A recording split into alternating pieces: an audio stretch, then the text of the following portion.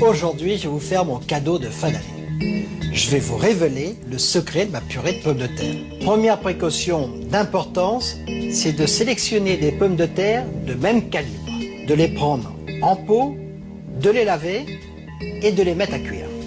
On les recouvre d'eau à 2 ou 3 cm au-dessus. On les sale, environ 10 g de gros sel par litre d'eau.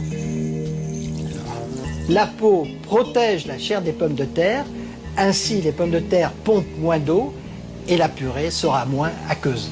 Les pommes de terre ont cuit pendant 25 minutes à frémissement. On vérifie la cuisson.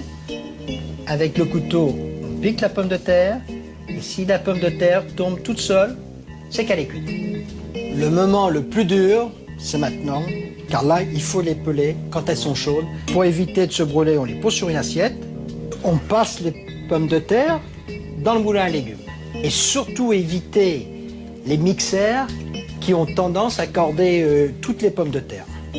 On récupère donc toute la pulpe de pommes de terre, on met dans une casserole, sur le feu. Pendant ce temps-là, on prend une casserole. Pour éviter que le lait accroche, on verse une goutte d'eau dans le fond de la casserole. On y verse 20 à 30 centilitres de lait entier qu'on porte à ébullition. Pendant ce temps-là, on travaille la pomme de terre à feu doux en lui incorporant petit à petit 250 g de beurre bien froid coupé en morceaux. Il ne reste plus qu'à ajouter le lait pour obtenir l'onctuosité, c'est-à-dire l'épaisseur voulue. On commence toujours à la spatule.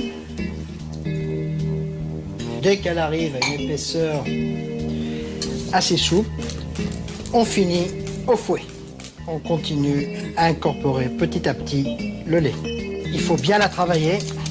Pour l'avoir plus fine, on la passe à travers un tamis. On obtient une purée très onctueuse. Le meilleur est souvent le plus simple. Au revoir et bon appétit.